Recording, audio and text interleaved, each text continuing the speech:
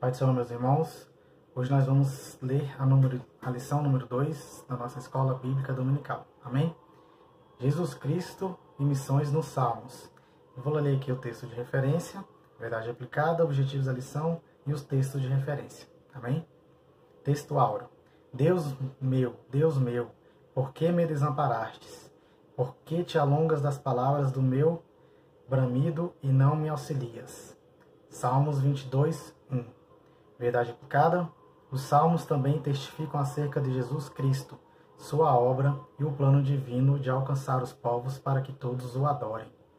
Os objetivos da lição: compreender as mensagens proféticas sobre o Messias, apresentar o sofrimento do Messias e destacar a missão dada por Cristo ao seu povo. Os textos de referência estão em Salmo 2, Salmos 22 e Salmo 110. Salmo 2, 1. Por que se amotinam as gentes e os povos imaginam coisas vãs? Salmo 2, 2. Os reis da terra se levantam e os príncipes juntos se concuminam contra o Senhor e contra o seu ungido, dizendo, Salmos 2, 3. Rompamos as suas ataduras e sacudamos de nós as suas cordas. Salmos 22, 27. Todos os limites da terra se lembrarão e se converterão ao Senhor, e todas as gerações das nações adorarão perante a tua face. Salmo 110, 1. Disse o Senhor ao meu Senhor, assenta-te à minha mão direita, até que ponha os teus inimigos por escabelo dos teus pés. Amém? Nós vamos ver aqui um pouco sobre Jesus Cristo em Salmos. Amém? Sobre as palavras proféticas, que o rei Davi escreveu. Amém? A introdução. Nesta lição, estudaremos salmos messiânicos e missionários, destacando a mensagem profética, o sofrimento, o triunfo de Cristo e o propósito de Deus para todos os povos. Então, aqui na introdução, nós já temos um pequeno resumo de o que será a lição, sobre o que são salmos messiânicos. São salmos que descrevem o que Jesus, mensagens proféticas de Jesus, de seu sofrimento, de seu triunfo e de seu propósito. Amém? Vamos ao capítulo 1. Profecias nos salmos messiânicos. O Salmo 2, escrito por Davi, conforme pode ser verificado em Atos 4, 25, relata 3 profecias a respeito do Messias. A primeira, a revolta da nação e do povo contra o ungido de Deus.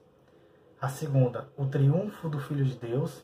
E a terceira, o reinado do Filho de Deus sobre todas as nações. Amém? Então, o que são salmos messiânicos? Como eu falei antes, são os salmos que testemunham acerca de Jesus Cristo. Vamos ao 1.1. A revolta do povo contra o ungido de Deus. O Salmo 2 começa com a seguinte indagação: por que se amotinam as gentes e os povos imaginam coisas vãs? A palavra amontinar significa enfurecer-se, revoltar-se. Percebe-se no contexto que essa revolta é generalizada, independente da posição ou classe social do indivíduo. A revolta não será apenas dos povos, mas dos reis e príncipes em conluno e são direcionadas ao ungido de Deus. O termo ungido aponta profeticamente para Jesus, o ungido de Deus, como está em Atos 4:36 e Atos 18:28. Várias passagens do Antigo Testamento que mencionam a unção são consideradas messiânicas por serem pronúncios de Cristo. Temos Salmos 47:7, temos Salmos 89:20, Isaías 61:1, Deuteronômios 9:24 e 26. Então, portanto, Cristo enfrentaria uma forte oposição. No contexto atual, é notória a revolta dos governos contra grupos e comunidades contra Cristo. O ataque direto aos valores cristãos, a morte e a tortura de missionários cristãos são exemplos das revoltas contra Cristo. Hoje em dia nós vemos muitas isso, Algumas pessoas estão sendo mortas, principalmente na China, Então lá na China, se lá é um país comunista, então lá não se pode ter Bíblia, lá não se pode ter igrejas cristãs. Então hoje em dia eu ouvi uma vez um pastor pregando que uma vez que ele foi para lá como missionário, ele e sua família, eles tiveram que, para ir para uma igreja cristã, eles tiveram que ir de carro, não sei quantos quilômetros, atravessando praticamente um deserto, ou uma floresta, eu não me lembro bem. Quando chegassem lá, eles tinham que sair do carro e tinham que andar mais pelo menos umas 2 a 3 horas na floresta até chegar a uma casa ou um prédio abandonado, e que lá era uma igreja, porque na China não se pode ter igrejas cristãs. Então o que nós estamos vendo hoje, né? É um vírus que se originou na China, que provavelmente é um juízo de Deus, né? Infelizmente veio a se propagar pelo mundo, mas o que eu penso hoje, né? É o que eu estava conversando com algumas pessoas, que o juízo de Deus nesse tempo é para que nós deixamos de acreditar em coisas materiais. É o pecado da ganância, para a gente deixar esse pecado de que nós precisamos de tudo isso que nós temos hoje. Não, nós precisamos de Deus. De Deus, nós precisamos de uma comida para se alimentar, né? E nós precisamos um dos outros, mesmo que a distância, né? Isso é uma coisa passageira, eu creio que vai passar, né? Isso não é o fim dos tempos, como alguns estão dizendo, que a volta de Jesus está para vir. Não, eu não acredito nisso. Eu sei que Deus ainda tem muita coisa para se revelar, para se fazer. E eu creio, assim como eu já tinha visto em algumas pregações, como um juízo de Deus mesmo, para que o povo se arrependa, né? Eu vi também há pouco tempo que no Rio de Janeiro não existe mais bala perdida, porque não tem bandido na rua, não tem policial correndo atrás de bandido. Você tem um vídeo rolando na internet que no Rio de Janeiro as comunidades, você vê pessoas orando, ouve-se pessoas orando e clamando a Deus. No Rio de Janeiro, quem imaginaria isso hoje no Rio de Janeiro? Pessoas clamando a Deus sem tiroteio. Meus irmãos, isso é coisa de Deus. Deus está no controle de tudo. Então é isso que eu creio, é isso que está acontecendo hoje em dia. E essa revista eu acho que é bem atual. Ela pode ter sido escrita há alguns meses atrás. E eu acho que quem escreveu isso nem imaginaria o quanto nós estaríamos hoje passando aqui. Meus irmãos, agora vamos para o 2.2. Zombaria e desprezo. Salmo 22:6 ressalta: Mas eu sou verme e não homem, opróbrio dos homens e desprezado do povo. Denota-se na presente passagem o completo esvaziamento de si, né? Comprovando o que o apóstolo Paulo fala em Filipenses 2:6-7, quando Cristo assumiu a forma de servo, né? Como profetizou Isaías, né? Tão desfigurado que nem parecia um ser humano. Foi ridicularizado, né, pelos homens, conforme pode ser verificado por suas declarações em Marcos 10:33-34, e pela atitude de um dos ladrões que estava na cruz, né? Lucas 23:39. Dionísio, citado por Charles Spurgeon, afirma: verme assim calcado sob os pés, pisoteado, maltratado, esbofetado, cuspido, escarnecido e atormentado de modo a parecer mais como verme que homem. Vejam que grande desprezo suportou o Senhor da majestade, que a sua confusão seja para a nossa glória, que o seu castigo seja para a nossa felicidade divina. Impacta sem cessar este espetáculo o crente em sua alma. Então nós devemos agradecer, meus irmãos, todos os dias, porque Jesus sofreu por mim e por você. Jesus sofreu amargamente, Jesus suportou várias coisas que nenhum de nós suportaria. Amém? Vamos ao 2.3. O sofrimento não lhe impediu de cumprir a missão. O verso 22 dá início a uma declaração pública de alguém que não deixará de anunciar e louvar o nome de Deus. O escritor aos Hebreus usa este verso para se referir a Jesus Cristo. Hebreus 2:11-12. O sofrimento, o desprezo, as afrontas não conseguiram impedir o ungido de Deus, Jesus Cristo, de cumprir sua missão. Anunciou e louvor não serão abalados pelo sofrimento. O trabalho da sua alma ele verá e ficará satisfeito. Isaías 53:11. Tão satisfeito que chama os que foram santificados de irmãos. Ainda que haja zombadores e escarnecedores, contudo também há santificados e irmãos. Né? Que o autor aqui não diz. George Guter escreveu sobre a citação do Salmo 22 em Hebreus 2:12, que está escrito: como ponto de virada do Salmo 22, os versos 22 faz ressoar uma forte nota de vitória, resultante de sofrimento, e isso se harmoniza com a confirmação de Cristo na ressurreição e exaltação. O fato de ele fazer uma proclamação aos meus irmãos fala da proximidade do relacionamento assimilado no termo irmãos, em Salmos 2:1. Essa proximidade é também comunicada pela expressão no meio da assembleia. Não se trata de uma proclamação dos céus, e sim da terra. Assim, Salmos 22:22 tem o efeito de reforçar a solidariedade do Filho com as pessoas que ele veio salvar.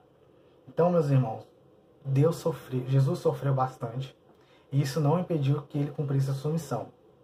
O que eu tiro disso é que tudo que nós estamos passando hoje, esse sofrimento, né, que nós passamos, alguns desertos das nossas vidas, não nos impede de alcançarmos a nossa missão ou de cumprir a missão de Deus em nossas vidas ou na vida de quem quiser que seja. Nós podemos ser o milagre de outra pessoa mesmo estando em sofrimento, né? Assim como Jesus foi. Jesus sofreu e mesmo assim ele foi o nosso milagre, né? Jesus rasgou o véu. Jesus, ele rasgou aquele véu para que nós possamos falar diretamente com Deus. E mesmo todo o sofrimento que ele passou não o impediu de ele cumprir a sua missão. Então, se você está passando por alguma situação que você fala que não tem mais jeito, tudo tem um jeito e tudo está nas mãos de Deus. Tudo está na mão dele e ele sabe o que você deve passar, o que eu devo passar, o que nós devemos passar para que seja cumprida a nossa missão. O que nós devemos fazer é continuar e não desviarmos dos nossos caminhos. Amém? Vamos aqui para o terceiro tópico, né, que é sobre o sacerdócio real e os salmos missionários. Amém? Estudadas as questões relativas às profecias, aos sofrimentos do Messias e ao seu sacrifício, né, que acabamos de ler, conforme os Salmos 2:22, cabe destacarmos alguns pontos frisados aos Salmos 67, Salmo 110 e Salmo 117 também. Vamos ao 3.1, sacerdócio da ordem de Melquisedeque.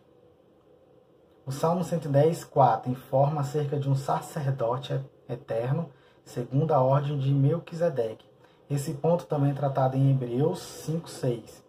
De acordo com Matthew Henry, Melquisedeque foi sacerdote do seu trono e também o é Cristo, né? Está escrito em Zacarias 6:13. Rei de justiça e rei de paz. Melquisedeque não teve sucessor, nem Cristo tem. O sacerdócio dele é imutável. O sacerdócio de Cristo é incorruptível, sem pecado, conforme podemos verificar em Hebreus 4:15, né? Que sofreu tentações, mas não pecou. E tendo cumprido a sua obra, foi recebido em cima aos céus. Como está escrito em Atos 1, do 9 ao 11. Amém? O comentário bíblico do Antigo e Novo Testamento traz o seguinte subsídio a partir de Gênesis 14. É inegável que aqui haja simbolismo. O nome Melquisedeque pode ser traduzido por Rei de Justiça, Hebreus 7:2, em forte contraste com o rei de Sodoma, cujo nome era Bera, né? Aparentemente significa em e no mal. Assim como também Birsa significa em ou na iniquidade. Independentemente do sentido da função original desses nomes, Sodoma estava condenada, como sabemos, mas Jerusalém, que não aparece em outra passagem de Gênesis, tinha promessa de um grande futuro como cidade da escolha e da presença de Deus.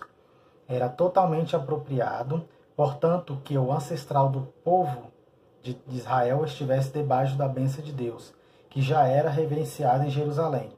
Se então Abrão representa o povo de Israel, Melquisedeque representa o futuro rei davídico, né, que está escrito em Salmo 110:4. Hebreus 7. Embora destaque mais o sacerdócio de Melquisedeque, reconhece corretamente seu status superior em comparação a Abraão. Assim, em Gênesis 14, prefigura o reinado de Davi e de seus descendentes. Amém, meus irmãos? Vamos ao Paulo 3.2, os salmos missionários. Após destacarmos os salmos diretamente relacionados às pessoas e características de Cristo, compete observarmos que o Salmo 67 e Salmo 117 estabelecem um dever missionário. Assim, o livro dos Salmos nos convoca não apenas para conhecermos a pessoa de Jesus Cristo e sua obra, mas por causa disso clamarmos a Deus por misericórdias e bênçãos, sem contudo ignorarmos o propósito de Deus em abençoar todas as nações. Salmo 67:2, Salmo 117:1, como revelado a Abraão em Gênesis 2:3. Amém? O texto do Salmo 67:2 revela este propósito, para que o verso mencionado, caminho e salvação, vontade de Deus, o padrão divino para o nosso viver e a tão grande salvação. Há uma interessante sequência. Somos abençoados para que a vontade de Deus e a sua salvação também sejam conhecidas por todas as nações, e assim o Senhor será adorado por todos os povos. Derek Grinder, comentando sobre Salmo 67:2, ele diz: a primeira coisa a transbordar da bênção que é do próprio Israel será expandir do conhecimento que leva à vida. Esperança estar esta que foi realizada maravilhosamente ao serem produzidas as Escrituras, cuja obra dupla de comunicar a verdade e a salvação se resume não somente aqui, como também em 2 Timóteo 3:15-16. Amém? Vamos ao último capítulo, que é o 3.3, amém? Para encerrarmos. Que todos os povos louvem ao Senhor. O Salmo 117, segundo Kinner e Chaplin, faz parte do grupo de salmos identificados como Salmo Hallel, que é de louvor. Salmo 113 a 118. O Salmo de 117 é o menor de todos, contudo, é um chamado universal, todas as nações, para todos os povos. São dois os motivos apresentados benignamente à verdade, ou misericórdia e fidelidade. A ênfase recai sobre o caráter de Deus, e não nos feitos. Em um tempo de tanto destaque, às vezes até demasiado, quanto aos feitos humanos, é interessante refletirmos sobre o caráter, a essência, que Deus é amor e fiel. O apóstolo Paulo citou este salmo ao discorrer sobre o fato de Cristo ter nos recebido, enfatizando gentios. Romanos 15:11. Na Bíblia King James, Paulo faz questão de citar este salmo para lembrar os gentios, todos ou não judeus, que a salvação deles e de todas as pessoas da terra, assim como consequentemente glorificação universal do Senhor, fora planejada por Deus desde a fundação dos tempos.